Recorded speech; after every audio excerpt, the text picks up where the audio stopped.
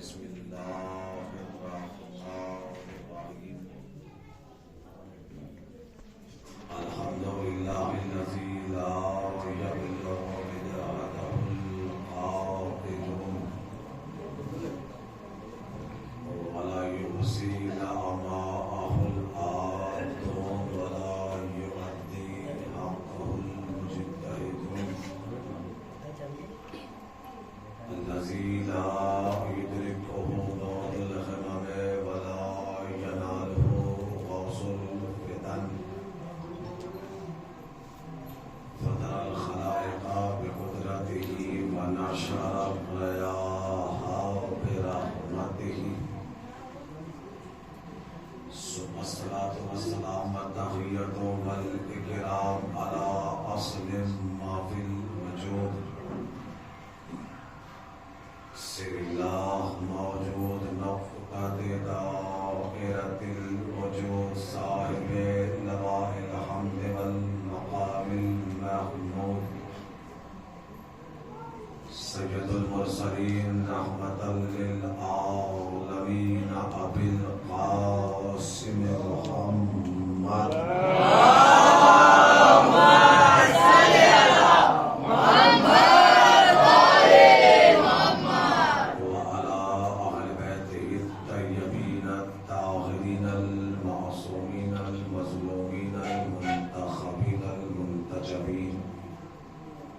ولعنة الله على أعدائهم أجمعين من يومنا إلى قيام يوم الدين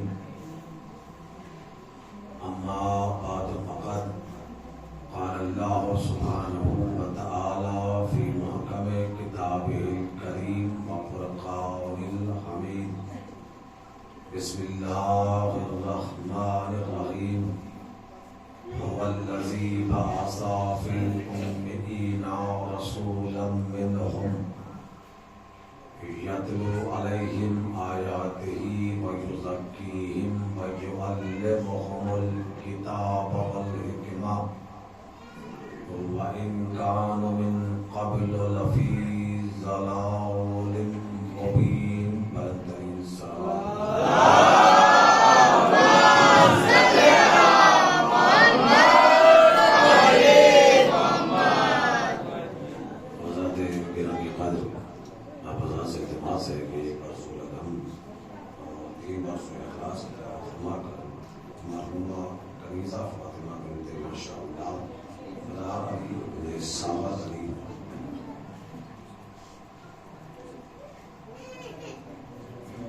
کشمیری بیگم بنت بابو خان مرحوم رفیق ابن بابو خان کے اوپر سال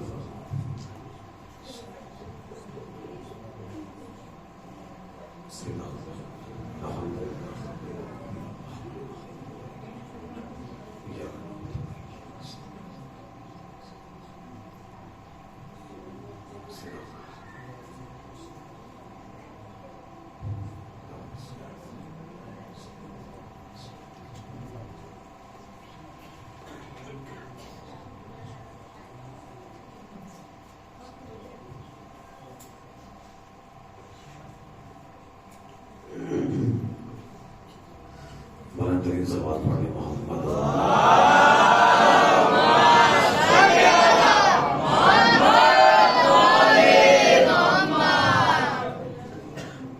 سورہ جمعہ کی ایک آیت کے پیش نظر مقصد بعثت کے عنوان سے ہمارے اور آپ کے درمیان جس گفتگو کا آغاز ہوا تھا وہ گفتگو آج اپنے آخری مرحلے میں داخل ہو رہی ہے. پہلے میں رسماً آیت کا ترجمہ اور اس کے بعد انشاءاللہ آگے گفتگو اور انشاءاللہ آپ سے رخصت.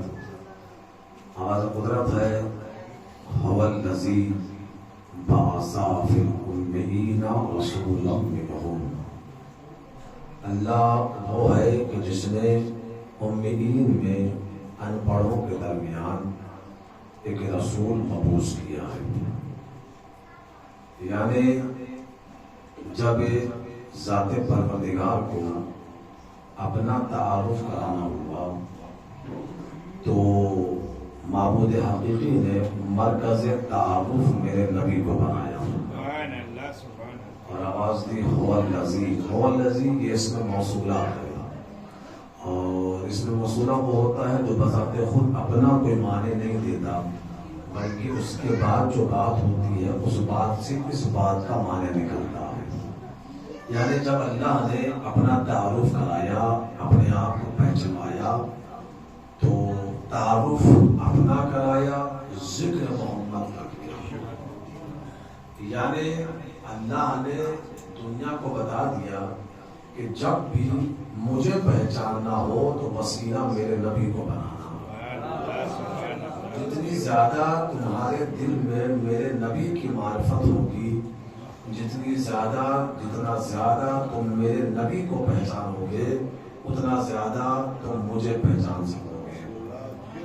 نبی کے بغیر تم مجھ تک پہنچ ہی نہیں سکتے، اس لیے کہ میں خود تم تک اس کے وسیلے سے پہنچا ہوں۔ میں چھپا ہوا خزانہ تھا، جب میں نے چاہا کہ میں پہچانا جاؤں تو میں نے اس نبی کی نور کو خلق کیا۔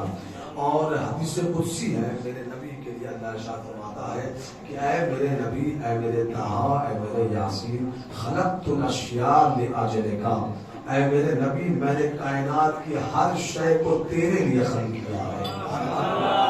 خلقت الاشیاء لاجلک، کائنات کی ہر شے تمہارے لیے خلق ہے۔ وَخَلَقْتُكَ لِأَجَلِي، تجھے میں نے اپنے لیے بنایا ہے، یعنی پوری کائنات تمہارے لیے خلق کی ہے اور تمہاری خلقت اپنے لیے۔ پوری کائنات خلقت الاشیاء لأجلک، یہ پوری کائنات مقصد تخلیق کائنات ہے میرا نبی۔ اگر اسے خلق کرنا مقصود نہ ہوتا تو پھر کائنات خدا خلق نہ کرتا۔ مقصد تخلیق کائنات ذات محمد مصطفیٰ صلی اللہ علیہ وسلم۔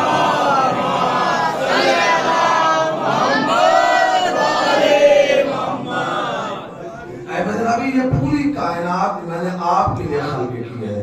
یہ زمین کی خلقت تمہارے لیے ہے، آسمان کی خلقت تمہارے لیے ہے، چاند و سورج ستارے کی خلقت تمہارے لیے ہے، جنت تمہارے لیے خلق کیا ہے، دونوں کی خلقت تمہارے وسیلے سے ہے، مہمان تمہارے صدقے میں خلق کیے گئے ہیں، فرشتوں کی خلقت تمہارے لیے ہے، یہ پوری کائنات تمہارے لیے ہے، یعنی پوری کائنات میرے نبی کے صدقے میں بنی ہے، پوری کائنات میرے نبی سے ہے۔ تو زمین محمد سے، آسمان محمد سے، ستارے محمد سے، سورج محمد سے، چاند محمد سے، جنت محمد سے، حورے محمد سے، صراط محمد سے، جس سے پوری کائنات ہے وہ کہہ رہا انا من الحسین، میں حسین سے ہوں۔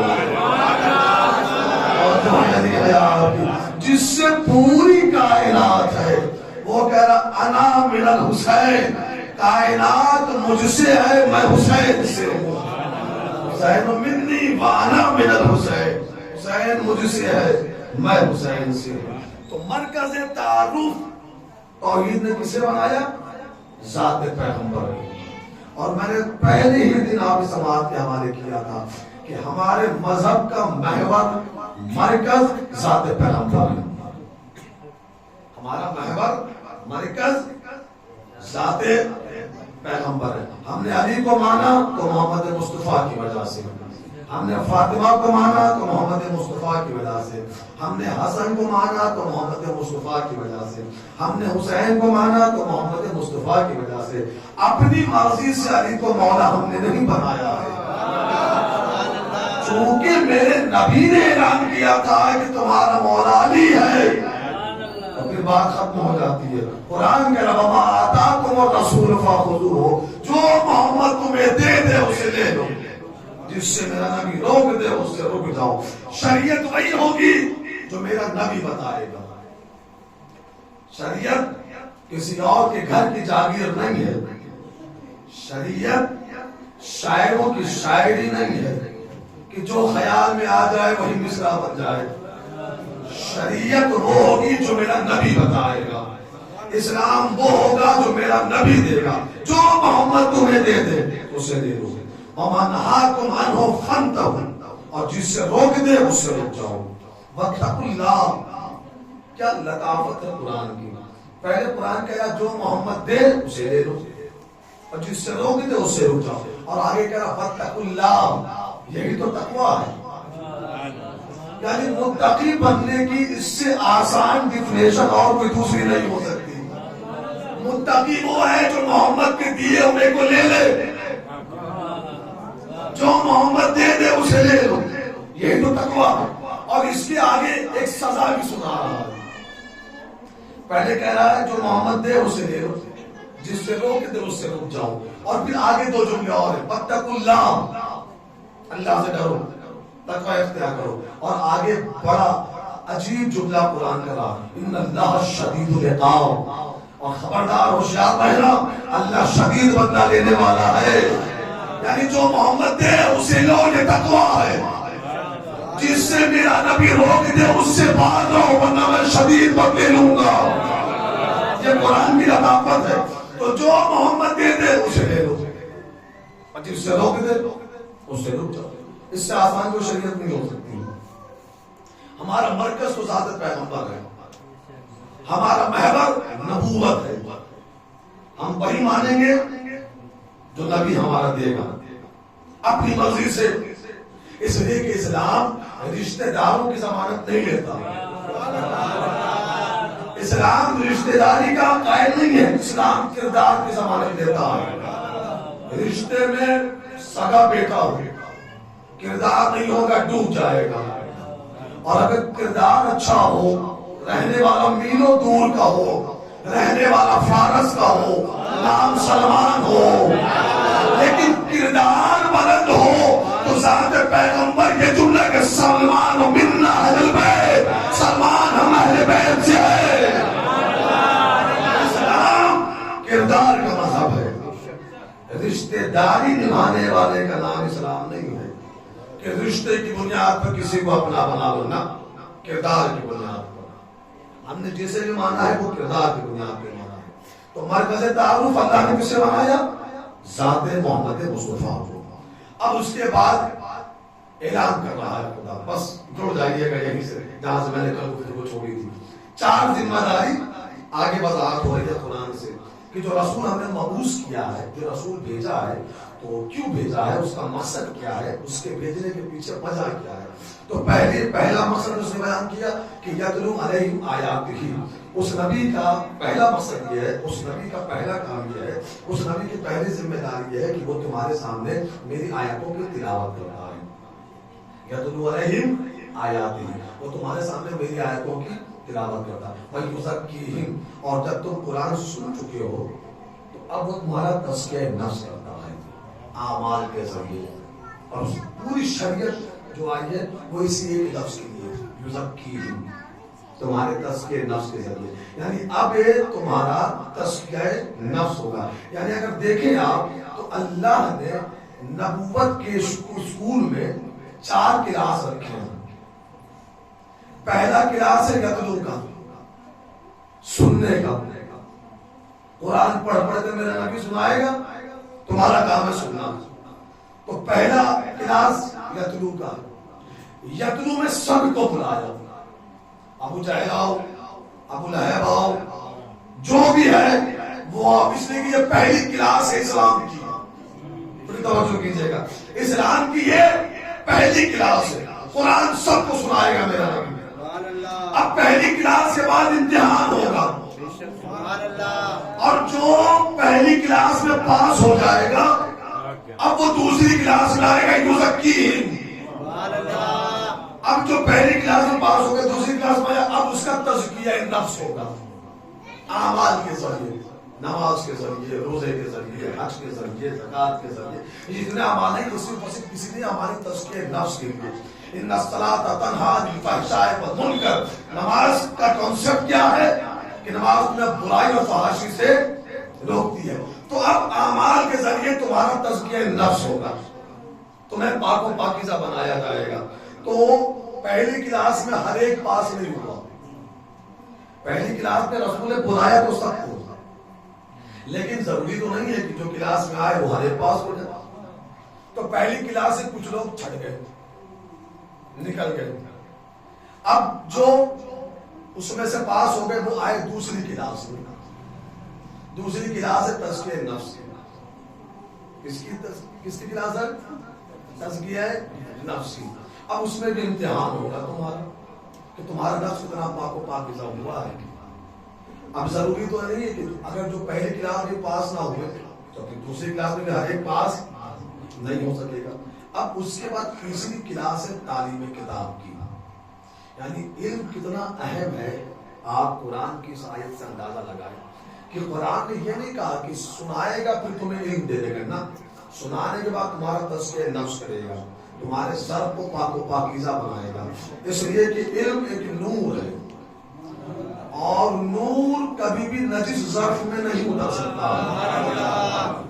علم ایک نور ہے. اور میں نے آپ کو سماعت کے پہلے دن حوالے کیا تھا کہ علم اگر بازر کے سینے میں اترے تو پھر چراغ روشن ہوتا ہے. بازر کے سینے میں اتر جائے تو پھر لوگوں کو کفر کے اندھیروں سے نکالتا ہے. اور اگر کمزور کے سینے میں اتر جائے تو وہی علم گمراہی کا سبب بن جاتا ہے. توجہ ہے نہیں آپ کی؟ تو علم حاصل کرنے کی اسی لیے ہمارے علماء کرام مراج نے علم حاصل کرنے سے پہلے تزکیہ نفس کرتے ہیں. گزشتہ علماء جو جاتے تھے نجف اور ایران پڑھنے کے لیے وہ 2-3 سال تک کوئی کلاس اٹینڈ نہیں کرتے تھے.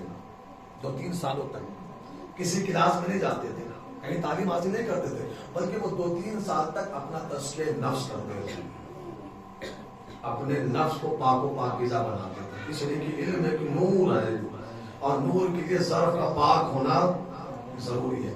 تو اب یہ 4 ذمہ داری رسول کے ذمے اللہ نے لگائی ہے. اور کل میں نے آپ کے سماعت کے حوالے کیا مسلسل کر رہا ہوں کہ یہ تمام ذمہ داریاں اللہ نے جو بیان کی ہیں وہ صیغہ مضارع کے ساتھ بیان کی ہیں. اور صیغہ مضارع وہ ہوتا ہے جو حال پہ بھی دلالت کرتا ہے اور مستقبل کی بھی خبر دیتا ہے. یعنی رسول کی یہ جو ذمہ داریاں ہیں، تلاوت، تزکیہ نفس، تعلیم کتاب اور تعلیم حکمت، یہ جو 4 ذمہ داریاں ہیں یہ کسی ایک خاص زمانے تک محدود نہیں ہے، بلکہ چونکہ میرے نبی کی نبوت قیامت تک کے لیے ہے. اور یہ آیت اس بات کی دلیل ہے چونکہ جب ذمہ داری قیامت تک کے لیے ہے تو اس کا مطلب یہ ہے کہ اب درمیان میں کوئی نبی نہیں آئے گا. اس لیے کہ اگر کوئی درمیان میں نبی ہوتا تو ذمہ داری ایک خاص وقت تک محدود ہوتی. توجہ کر رہے ہیں نہیں کر رہے؟ تو یہ قیامت تک ذمہ داری چلے گی. تو بعد پیغمبر، بس اب یہاں سے چن رہیے گا، بعد پیغمبر جو بھی مسند رسالت پر بیٹھے گا اس کے لیے ازروب قرآن، اس کے اندر یہ 4 کوالٹی احسن طریقے کی ہونی چاہیے. اس لیے کہ یہ 4 ذمہ داری رسالت کی ذمہ داری ہے. تو اب جو بھی اس مسند رسالت پر بیٹھے گا بعد پیغمبر، اس کے اندر یہ 4 کوالٹی ہونی چاہیے کہ وہ تلاوت آیات کرے، تزکیہ نفس کرے، تعلیم کتاب دے اور حکمت کو پہنچاتا رہے. 3 ذمہ داری تک میں بات کر چکا ہوں. آج آخری مجلس، نتیجہ اور گفتگو تمام ہو رہی ہے. آخری ذمہ داری ہے حکمت کو پہنچانا. رسول کی آخری ذمہ داری، تھوڑا تھوڑا بولتے رہے گا، آپ میرے مزاج کو سمجھ چکے ہیں ہے نا. میں گیو اینڈ ٹیک والے مسئلے پہ یقین رکھتا ہوں. صرف گیو نہیں، گیو اینڈ ٹیک دونوں، ٹیک اینڈ گیو. آپ دیتے بھی رہیں اور میں بھی آپ سے گفتگو کرتا ہوں. تو محمد والے محمد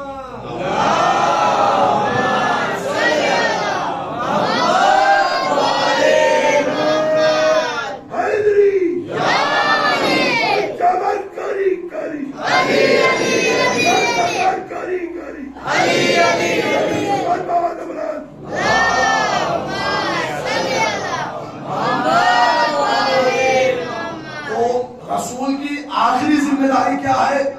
حکمت کو پہنچانا. اس کے بعد رسول کی کوئی ذمہ داری نہیں ہے. قرآن بتا رہا ہے اس کے بعد رسول کی کوئی ذمہ داری، بہت توجہ چاہ رہا ہوں، حکمت میرے نبی کی آخری ذمہ داری ہے.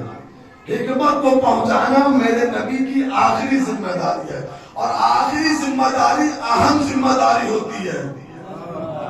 توجہ کیجئے گا، آخری ذمہ داری اہم ذمہ داری ہوتی ہے. اگر آخری ذمہ داری کو انجام نہ دیا گیا تو پہلی ذمہ داری بھی رہے گا، دوسری ذمہ داری بھی رہے گا، تیسری ذمہ داری بھی رہے گا۔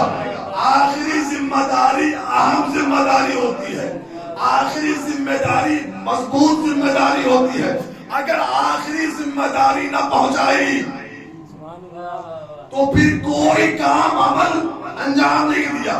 اور آخری ذمہ داری ہے حکمت کو پہنچا دینا، اور یہ ہے اہم ذمہ داری رسالت کی۔ اگر اس ذمہ داری کو انجام نہ دیا تو پھر نہ یتلو کا حق ادا ہوگا، نہ یزکیہم کا حق ادا ہوگا، نہ یعلمہم الکتاب کا حق ادا ہوگا۔ آخری ذمہ داری ہے حکمت کو پہنچانا۔ خدا کرے کہ اپنی بات پہنچا دوں آپ کے ذہن تک۔ آخری ذمہ داری نبی کی کیا ہے؟ حکمت کو پہنچا دینا، اور آخری ذمہ داری ہے اہم۔ اس لیے قرآن کہہ رہا من یؤت الحکمۃ فقد اوتی خیرا کثیرا، جس نے حکمت کو لے لیا اس نے خیر کثیر کو لے لیا۔ جس نے حکمت کو لے لیا اسے خیر کثیر میں، من یؤت الحکمۃ فقد اوتی خیرا کثیرا، جسے حکمت مل گئی اسے خیر کثیر مل گیا، اس کے پاس خیر ہی خیر ہے۔ اور حکمت ہے نبی کی آخری ذمہ داری، حکمت کو پہنچانا میرے نبی کی آخری ذمہ داری ہے، اور آخری ذمہ داری اہم ہوتی ہے، اس کے بغیر کوئی ذمہ داری قبول نہیں ہو سکتی۔ حکمت ہے میرے نبی کی آخری ذمہ داری، حکمت ہے میرے نبی کی آخری ذمہ داری۔ دنیا نے سمجھا کہ حکمت جڑی اور بوٹی کو ملا کر کوئی مسودہ بنانے کا نام ہے، اسے حکیم نہیں طبیب کہتے ہیں۔ یہ ہے اس حکیم مطلق کی حکمت جو بڑی اہم ہے، جو نبوت کی آخری ذمہ داری ہے۔ اس ذمہ داری پر ہر ذمہ داری غالب آ جائے گی۔ اگر یہ ذمہ داری نہیں تو پھر کوئی ذمہ داری انجام نہیں دی گئی۔ حکمت میرے نبی کی آخری ذمہ داری ہے، اور حکمت کے لیے الگ ماحول بنایا جائے گا، حکمت کے لیے الگ میدان سجایا جائے گا، حکمت کے لیے الگ طرح کا ماحول بنایا جائے گا۔ اس لیے کہ حکمت ہے آخری ذمہ داری، حکمت کو پہنچانا ہے میرے نبی کی ذمہ داری، اور یہ آخری ذمہ داری ہے۔ اب اس کے بعد کوئی ذمہ داری نہیں ہے۔ اب بھی نہیں سمجھا؟ یہی وجہ تھی کہ جس رخ سے غدیر میں اللہ نے نبی سے بات کی، اس سے پہلے اس رخ سے کبھی نہیں کہا۔ یہ آواز دی جا یا رسول بلغ ما انزل الیک من ربک وان لم تفعل فما بلغت رسالتہ۔ اگر یہ نہ پہنچایا کچھ نہ پہنچایا، اگر یہ نہ پہنچایا تو پھر کچھ نہ پہنچایا۔ حکمت، بس میں بالکل اگلے سینے پہ قدم رکھ رہا ہوں، حکمت نام ہے ولایت علی ابن ابی طالب کا۔ صلوات محمد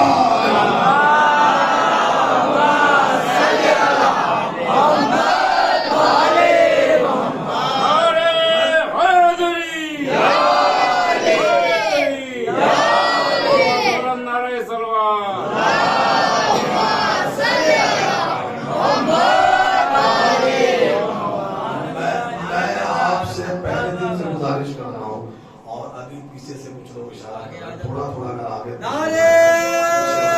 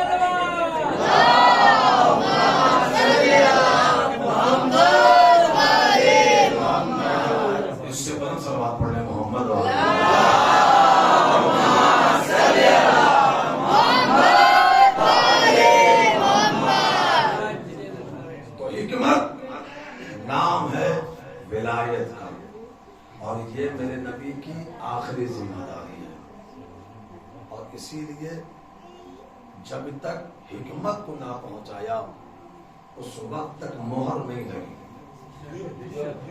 اگر ہاتھوں کو اٹھا کر اعلان ولایت کیا میرے نبی نے، اب اللہ نے مہر لگا دی، آج دین کامل ہو گیا، اس لیے کہ حکمت پہنچ گئی۔ حکمت کو پہنچانا کس کی ذمہ داری ہے؟ رسالت کی ذمہ داری ہے، اور بعد رسول جو بھی مسند رسالت پہ بیٹھے گا وہ اس ذمہ داری کا ذمہ دار ہوگا۔ اسی لیے ہر امام کے لیے ضروری تھا کہ وہ دنیا چھوڑنے سے پہلے آنے والے امام کا اعلان کر دے۔ ہر امام کے لیے ضروری تھا کہ وہ آنے والے امام کا اعلان کر دے کہ میرے بعد امام کون ہے، اس لیے کہ امامت کا اعلان یہ رسالت کی ذمہ داری ہے۔ اور بعد رسول اسلام دیکھیں، میں نے شروع سے عرض کیا کہ ہم محور مرکز کسے مانتے ہیں؟ ذات پیغمبر کا، ہمارا مرکز ذات پیغمبر ہے۔ اپنی مرضی کی شریعت کا نام اسلام نہیں ہے، جو محمد تمہیں دے اسے لے لو۔ اور شاید میں نے پہلے دوسری مجلس میں کہا تھا کہ خدا کی قسم اگر میرے نبی نے غدیر میں علی کی مولایت کا اعلان نہ کیا ہوتا، ساری دنیا علی کو مانتی، ہم نہ مانتے۔ ہم نے علی کو مانا اس لیے کیونکہ میرے نبی نے اعلان کیا کہ جس کا میں مولا اس کا علی مولا ہے، ہم نے مان لیا۔ اسلام عقل کا مذہب ہے، بے عقلوں سے اسلام کی کوئی گفتگو نہیں ہوتی، بے عقلوں سے قرآن بھی کوئی گفتگو نہیں کرتا۔ قرآن تو ہر جگہ دعوت دے رہا ہے، سوچو، غور کرو، فکر استعمال کرو، یہ رکھنے والی کتاب نہیں ہے، ہدایت والی کتاب ہے، اس میں غور کرو، فکر کرو۔ عقل بڑی بہت عظیم نعمت کا نام ہے، یہ جو عقل ہے نا، اسلام بے عقلی کا مذہب ہے ہی نہیں، بے عقلوں سے اسلام کی کوئی گفتگو ہی نہیں۔ قرآن کی گفتگو، قرآن کا مخاطب بے عقل انسان ہے ہی نہیں، عقلوں سے گفتگو کرتا ہے قرآن جو عقل مند ہے۔ اس لیے کہ جب جناب آدم دنیا میں تشریف لائے تو جناب جبریل تین چیز لے کر جناب آدم کے پاس آئے، عقل، حیا اور دین، اور کہا کہ آدم ان تین میں سے ایک کو چن لیجئے، دو کو چھوڑ دیجئے۔ یہ تین چیزیں ہیں، عقل، حیا اور دین، ان تین میں سے ایک کو چن لیجئے، دو کو چھوڑ دیجئے۔ آدم نے کہا میں نے عقل کو چن لیا، جناب آدم نے عقل کا انتخاب کر لیا۔ جناب جبریل نے کہا حیا دین، چلو آدم نے تو تمہیں قبول نہیں کیا، عقل کا انتخاب کر لیا آدم نے۔ دونوں نے کہا حیا اور دین نے کہ جبریل جب سے اللہ نے ہمیں خلق کیا ہے تب سے یہ حکم بھی دیا ہے، حیا دین، وہاں رہنا جہاں عقل رہے، حیا دین، وہاں رہنا جہاں عقل ہو۔ معلوم ہے دین وہاں ہوگا جہاں عقل ہوگی، حیا وہاں ملے گی جہاں عقل ہوگی۔ جہاں عقل نہیں نہ وہاں دین ہوگا، نہ وہاں ہے۔ معاشرے میں سب سے کند ذہن، یعنی جس کے پاس عقل نہیں معاشرے میں مشہور ہے، وہ کسے کہا جاتا ہے؟ میں تمہارے پاس عقل نہیں، تمہارا عقل سے واسطہ نہیں۔ ہر شادی شدہ خاموش ہے، کہتے ہیں بھائی اس مسئلے میں نہ پڑھو، تمہارے پاس عقل اتنی نہیں ہے، ناقص العقل ہو تم۔ حالانکہ میرے مولا کے جو جملہ ہے ناقص العقل، وہ اس معنی میں نہیں جس معنی میں ہم آپ لیتے ہیں کہ ان کے پاس عقل نہیں ہے۔ تو معاشرے میں تو مشہور ہے نا، لیکن اگر وہ عورت، وہ خاتون بھی عقل کا دامن نہ چھوڑے تو وہ بھی منزل پر فائز ہو جاتی ہے، اس لیے کہ عقل عظیم نعمت ہے۔ بی بی آسیہ نے عقل کا دامن نہیں چھوڑا، فرعون کے محل میں رہی اور فرعون کے محل میں رہ کر عقل کا دامن نہیں چھوڑا، اسی لیے دین بھی بچا لیا، حیا بھی بچا لی۔ جو ہے نہیں ہے آپ کی، بی بی آسیہ نے عقل کا دامن نہیں چھوڑا، عقل سے کام لیا، فرعون کے محل میں رہی، دین بھی بچ گیا، حیا بھی بچ گیا۔ معلوم عورت اگر عقل مند ہو تو فرعون کے محل میں بھی رہ کر بگڑ نہیں سکتی ہے، اور اگر عورت بے عقلی ہو نبی کے گھر بھی رہ کر ٹھیک نہیں ہو سکتی ہے۔ عقل کا دامن، لیکن فرش ازا کا کیا فیض ہے، فرش ازا کا کیا لطف ہے کہ خطیب کو ذاکر کو نام لینے کی ضرورت نہیں پڑتی. میں بولتا ہوں آپ سمجھ جاتے ہیں. میں نے نام لیا کہ میں نوح کی بیوی کا ذکر کر رہا ہوں. جو پہنچے ہیں انہیں میں داد دے رہا ہوں. میں نے کچھ بتایا آپ کو کہ میں جناب نوح کی بیوی کافرہ تھی, نبی کے گھر میں تھی, لیکن نبوت میں ایمان نہیں تھا. کیوں؟ اس لیے کہ عقل سے بیری تھی. تو اسلام عقل کا مذہب ہے. بس جانے کے ربی سمت رہی ہو گفتگو. تو نبوت کی ذمہ داری کا ذمہ دار بعد پیغمبر تلاوت, تزکیہ نفس, تعلیم کتاب, تعلیم حکمت. تو اب بعد پیغمبر جو بھی اس مسند پر بیٹھے گا کہ اس کے لیے ضروری یہ ہے کہ تلاوت میں پوری کائنات سے سب سے بڑا ہو, تزکیہ نفس کے معاملات میں پوری کائنات میں سب سے اعلیٰ ہو. وہ تزکیہ نفس کرے جس کا اپنا نفس پاک و پاکیزہ ہو. جس کا اپنا نفس ہی پاک نہیں ہے وہ تزکیہ نفس نہیں کر سکتا ہے. میں اشارے میں گفتگو کرتے ہوئے آگے پڑھ رہا ہوں. تزکیہ نفس وہ کر سکتا ہے جس کا اپنا نفس پاک و پاکیزہ ہو. تعلیم کتاب علم وہ پہنچا سکتا ہے جو کائنات کا سب سے بڑا عالم ہو. اس لیے کہ میرے نبی کی نبوت کا دائرہ محدود نہیں ہے بلکہ پورے عالمین کے لیے میرا نبی نبی بن کر آیا ہے. تو بعد پیغمبر جو بھی مسند رسالت میں بیٹھے گا اس کے لیے ضروری ہے کہ وہ کائنات کا سب سے بڑا عالم ہو. وہ سوال کا محتاج نہ رہے بلکہ کبھی کبھی تو یہ بول دے کہ سوال تم بتاؤ گے یا تمہارا سوال میں خود بتاؤں گا. اور جو ہے نہیں ہے آپ کی, جو ارادوں کی زبان کو جانتا ہو, جو دلوں میں چھپے ہوئے رازوں کو جانتا ہو, جو زمین سے زیادہ آسمان کے راستوں کو جانتا ہو, اسے زیب دیتا ہے کہ بعد رسالت مسند رسالت پر بیٹھے. اور اسی لیے تو جب میرے مولا بس سمجھ لیے سنا یہ گفتگو, جب میرے مولا حسین سے بیعت کا سوال کیا گیا ہے نا تو میرے مولا نے یہ جملہ کہا ہی نہیں کہ میں اس کی بیعت نہیں کروں گا. نا آواز دی مجھ جیسا, مجھ جیسا, مجھ جیسے کی بیعت نہیں. اس لیے کہ میرا نام حسین ہے لیکن میرے نانا نے کہا ہے حسین منی وانا من الحسین. حسین مجھ سے ہے میں حسین سے ہوں, حسین مجھ سے ہے میں حسین سے ہوں. اور ادھر میرے مولا نے انکار بیعت کیا بلکہ یا ولید نے, ولید کے کان میں اب ایک نام ہے اس کی سرگوشی کی کہ ولید یہی بات ہے یا تو بیعت یا پھر سر قلم کر دو. آج حسین اگر دروازے چلے گئے پھر آپ نہیں آئیں گے. جیسے ہی اس نے یہ جملہ کہا کہ یا بیعت دو یا سر قلم کر دو, میرا مولا پلٹا. پلٹنے کے بعد ایک جملہ کہا میرے مولا نے, تو مجھے قتل کرے گا, تو مجھے قتل کرے گا لیکن ہاں تو ہی یہ بات بول سکتا ہے. اس لیے کہ لعنک رسول اللہ فی الصلب ابی, تجھ پر میرے نانا نے اس وقت لعنت کی تھی جب تو اپنے باپ کی صلب میں تھا. آپ متوجہ نہیں ہوئے جملے کے اوپر. تجھ پر میرے نانا نے رسول اللہ نے اس وقت لعنت کی کہ ابھی تو اپنے باپ کے صلب میں تھا. یعنی حسین نے بتا دیا کہ ہمارا دشمن پیدا ہو کر دشمن نہیں بنتا.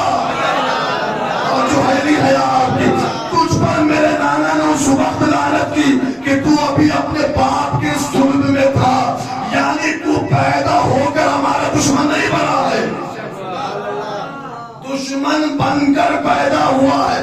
اپنے نصیب پر فخر کیا کرے. حسین سے جو چیز نسبت رکھتی ہے اس کی شان یہ ہے کہ وہ دشمن پیدا ہو کر دشمن نہیں بنا, دشمن بن کر پیدا ہوا. اپنے نصیبوں پر فخر کیا کرے. ہم ہیں حسین کے عزادار, تو ہماری بھی شان یہ ہے کہ ہم پیدا ہو کر عزادار نہیں بنے, عزادار بن کر پیدا ہوئے ہیں. صلوات محمد وآل محمد.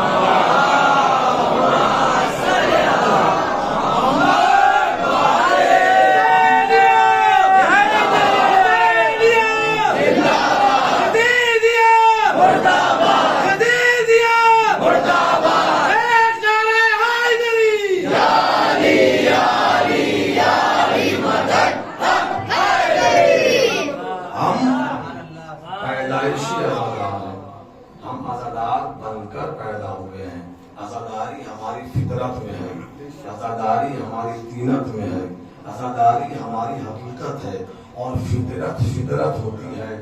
فطرت پہ پہرے نہیں بٹھائے جا سکتے ہیں. بھائی پیاس لگنا ایک فطرت ہے. آپ کو پیاس لگی ہو, پانی پہ پہرا بٹھا دیا جائے تو پیاس ختم نہیں ہو جائے گی بلکہ پیاس میں شدت آئے گی. میں نے جملہ استعمال کیا تھا, پیاس فطرت ہے. پانی پہ پہرا بٹھا دیا جائے تو پیاس ختم نہیں ہو جائے گی بلکہ پیاس میں شدت آئے گی. عزاداری ہے ہماری فطرت. یہی وجہ ہے کہ جس زمانے میں جتنا عزاداری کو روکا گیا, عزاداری ختم نہیں ہوئی بلکہ اور پروان چڑھی.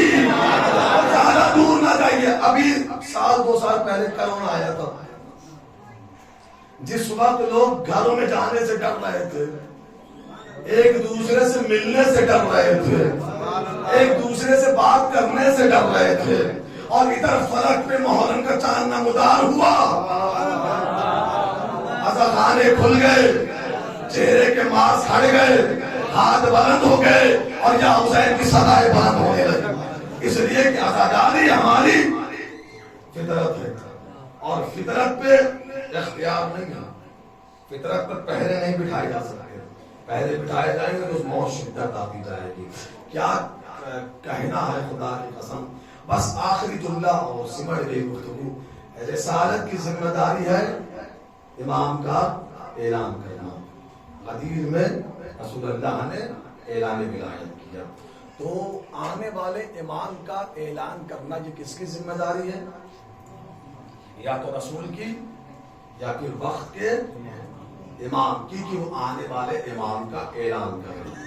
بس ایک جملہ کہوں گا, سرکار توجہ ہے آپ سے, اور اس کی میں اطاعت آپ سے نہیں بلکہ دعائیں چاہوں گا. امامت کا اعلان کرنا یہ یا تو رسول کی ذمہ داری ہے یا پھر وقت کے امام کی ذمہ داری ہے. یوں ہی نہیں, حسین نے زینب کو شریکت الحسین کہا ہے. شریکت الحسین بی بی زینب کو یوں ہی نہیں کہا جاتا ہے. جس وقت کربلا کے میدان میں 10 محرم کو قتل حسین کے بعد لشکر یزید میں تب میں بجنے لگے اور خوشی کے نگارے بجنے لگے اور لشکر خوشی سے جھومنے لگا, اس لیے کہ یزید کا مقصد کیا تھا؟ امامت قتل ہو جائے, امامت ختم ہو جائے. پورے لشکر کی آمد کربلا میں کیوں تھی؟ امامت ختم ہو جائے, امامت ختم ہو جائے, امامت ختم ہو جائے, امامت ختم ہو جائے, امامت ختم ہو جائے. اور ادھر سارے حسین کو کاٹا گیا, ادھر لشکر یزید میں خوشیاں منائی جانے لگی. امامت ختم ہو گئی, امامت ختم ہو گئی, امامت ختم ہو گئی, امامت ختم ہو گئی. کیا ادھر وہ خوشیاں منا رہے تھے یا ادھر چلتے ہوئے خیمے سے بی بی زینب عالیہ مقام نے اپنے ہاتھوں پر سید سجاد کو بلند کیا اور آواز دی, یزید تو نے ایک امام کو قتل کرنے کے لیے اپنی پوری حکومت لگا دی, میں 2 امام لے کر تیرے دربار آ رہی ہوں. ایک امام کو قتل کرنے کے لیے سارا لشکر, سارا خزانہ یزید نے لگا دیا, امامت ختم ہو جائے. کیا کہنا ہے زینب عالیہ مقام کے 2 امام؟ بے شک, سبحان اللہ, کیا کہنا. یزید 14 امام اور 5ویں امام. اور جیسے بس سمجھ گئی, جیسے ہی میرا مولا دربار میں پہنچا ہے نا, ہتھکڑیاں پہنے ہوئے. اب یزید نے دیکھا کہ یہ ہتھکڑیوں میں جھگڑے ہوئے ہیں, حکومت ہماری ہے, تخت پر میں بیٹھا ہوا ہوں, بادشاہت ہماری ہے. کرسیوں پہ بیٹھے ہوئے تھے الگ الگ ملکوں کے سفیر. اس نے اپنا ایک زرخرید خطیب بلایا, جاؤ ممبر پہ اور ان کے سامنے میرے خاندان کے فضائل پڑھو, میرے باپ کے, دادا کے, میرے اجداد کے. ممبر پہ آیا وہ اور اس نے بولنا شروع کیا, لیکن جو فضیلت بنائی ہوئی ہو وہ زیادہ دیر چلتی نہیں. فضیلت ختم ہو گئی, خطیب ممبر سے نیچے اتر گیا. میرے مولا نے کہا اجازت ہے میں بھی بولوں. اب یزید خاموش ہو گیا, اس لیے کہ جان رہا تھا کہ ان کا بولنا ہمارا ذلیل ہونا طے ہے.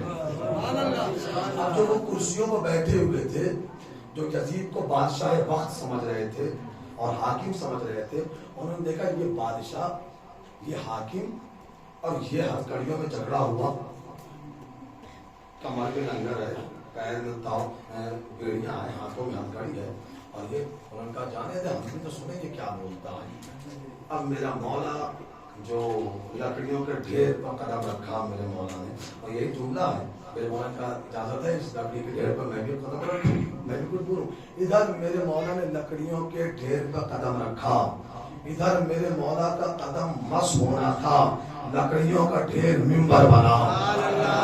سننے پہ توجہ چاہ رہا تھا میں، لکڑیوں کا ڈھیر ممبر بنا، ممبر پہ صاحب ممبر آیا. میرے مولا نے بولنا شروع کیا. میں پورا خطبہ نہیں، بس ایک نتیجہ دوں گا اور تاکہ میں جس موضوع کو لے کر چلا ہوں وہ گفتگو تمام ہو جائے. میرے مولا نے ممبر پہ قدم رکھا، پہلے اس کی حمد کی، اس کی توصیف کی، اس کی تعریف کی. اس کے بعد میرے مولا نے اپنا تعارف کرایا کہ پہچانو کرسیوں بیٹھنے والوں، میں کون ہوں جو ہتھکڑیوں میں جکڑا ہوا ہوں. میں محمد کا بیٹا ہوں، میں علی کا بیٹا ہوں، میں فاطمہ کا بیٹا ہوں، میں مکہ کا بیٹا ہوں، میں منع کا بیٹا ہوں، میں صفا کا بیٹا ہوں. علم ہمارے پاس ہے، علم ہمارے پاس ہے، شجاعت ہمارے پاس ہے، سخاوت ہمارے پاس ہے، نبوت ہم میں ہے، امامت ہم میں ہے، دین ہمارے گھر میں آیا. ہم اسلام کے وارث ہیں، ہم اسلام کے محافظ ہیں. جب میرا مولا اپنا تعارف کرا رہا تھا، یہ یزید نے دیکھا لشکر میں جو تلاطم پیدا ہوا، کرسی نشینوں میں توہین چلنے لگی. یزید یہ کیا بول رہا ہے؟ یہ محمد کا بیٹا ہے، یہ علی کا بیٹا ہے،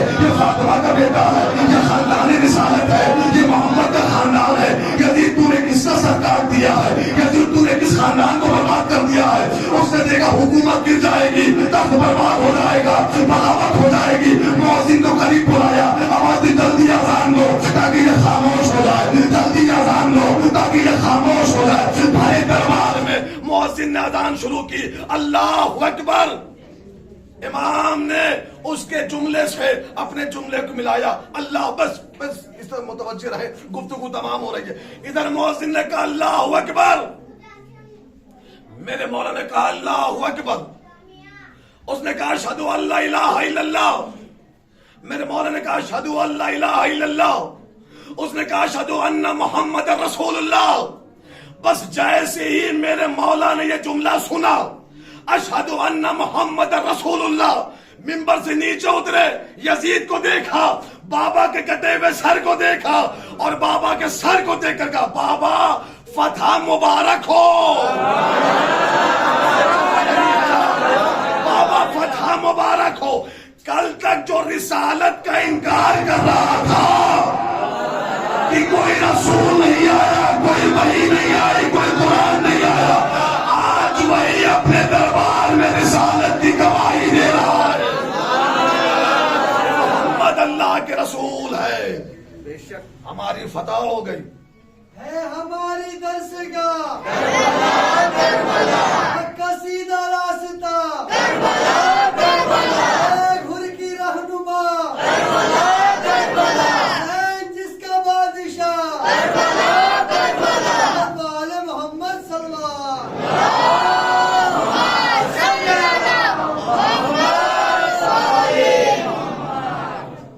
بابا فتح مبارک ہو.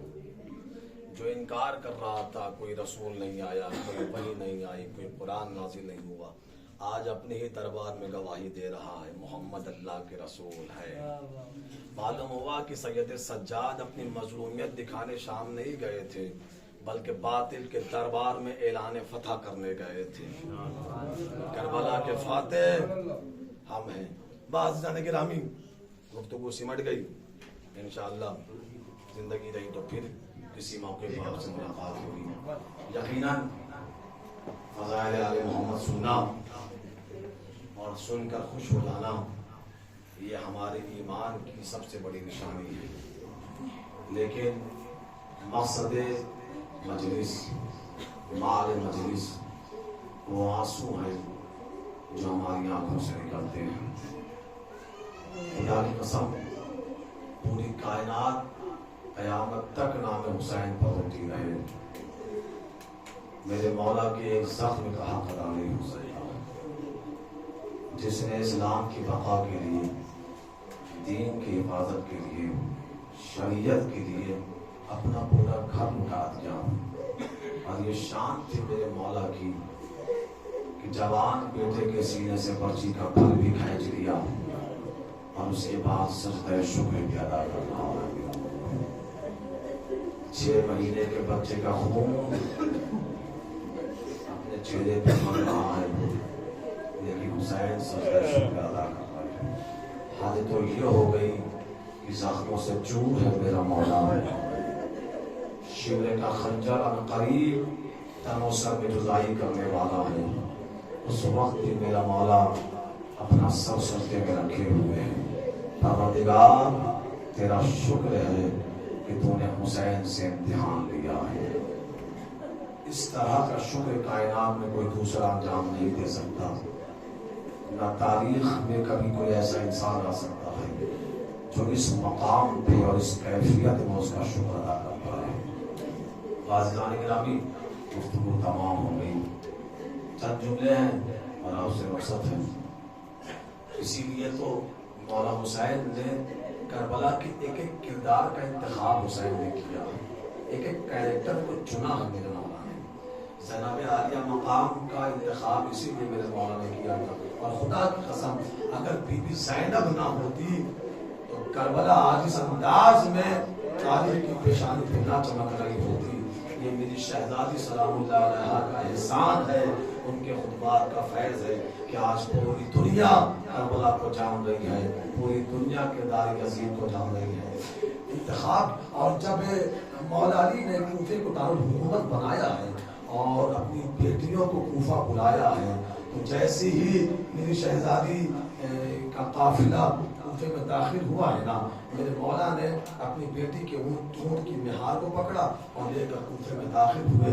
लेकिन अजब अंदाज में लेकर दाखिल हुए।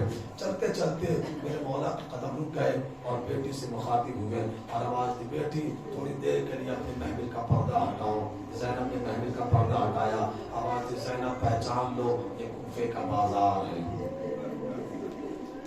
बीबी ज़ैनब ने रास्ते में कूफे के बाजार को देखा, पर्दा बराबर हो गया। आगे चले, आवाज़ दी, बेटी ज़ैनब थोड़ी देर के लिए महमिल का पर्दा हटाओ। ज़ैनब ने महमिल का पर्दा हटाया। आवाज़ दी, ज़ैनब पहचान लो, ये कूफे का दरबार है, ये कूफे का बाजार है, ये कूफे की गलियां हैं, ये कूफे के रास्ते हैं। बात अज़ीज़ान गिरामी गुफ्तगू खत्म हो रही है। जैसी ही घर में बीबी ज़ैनब ने कदम रखा, बाप की कलाई पे हाथ रखा, दस कदम जोड़े, आवाज दी, बाबा जब से मैं कूफा आई हूँ मेरा दिल लर्ज रहा है, मेरी सांसें रुक रही हैं। बाबा कभी कूफे के बाजार को दिखाते हैं, कभी कूफे के दरबार को दिखाते हैं। मुझे ज़ैनब का बाजार से क्या वास्ता है, मुझे ज़ैनब का दरबार से क्या वास्ता है।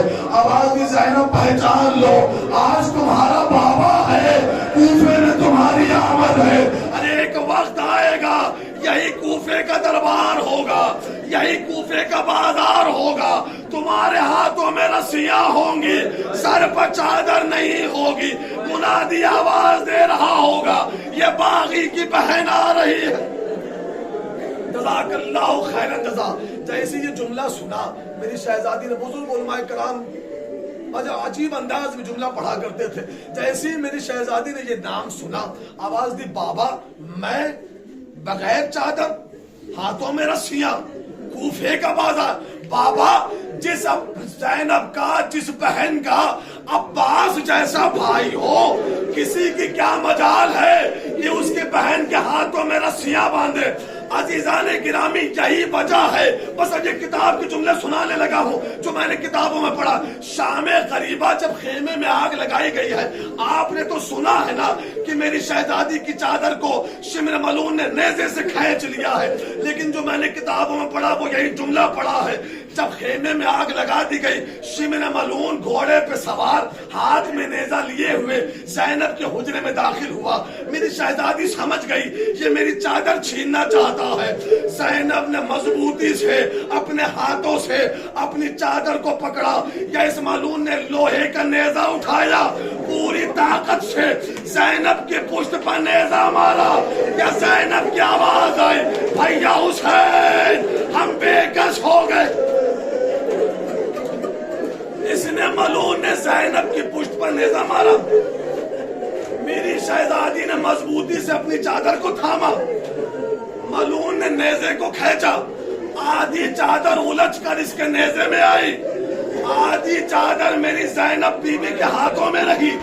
इस मलून को इतने पे बस नहीं हुआ, ये मलून घोड़ा दौड़ाकर میری شہزادی زینب کے سامنے آیا، ملعون نے دوسرا نیزہ زینب کی پیشانی پہ مارا کہ زینب کی پیشانی سے خون نکلا، آواز دی بھیا حسین زینب بے چادر ہو گئی۔ جزاک اللہ خیرن جزا۔ آخری جملہ، اس ملعون نے اپنے نیزے میں شہزادی کی چادر کو لے کر، یہ ملعون اپنے خیمے میں نہیں گیا، زینب کی چادر کو لے کر یہ ملعون اپنے لشکر میں نہیں گیا، بلکہ نیزے میں میری شہزادی کی چادر کو لے کر فرات کے نزدیک پہنچا، عباس کے لاشے کے قریب نیزے میں چادر کو ہوا میں لہرایا، آواز دی عباس یہ زینب کی چادر ہے، عباس یہ زینب کی چادر ہے۔ کیا لاش عباس تڑپ گیا؟ بابا علی جس کی حفاظت کے لیے مانگا وہ زینب بے چادر ہو گئی، وہ حسین ذبح ہو گیا۔ میں ہاتھ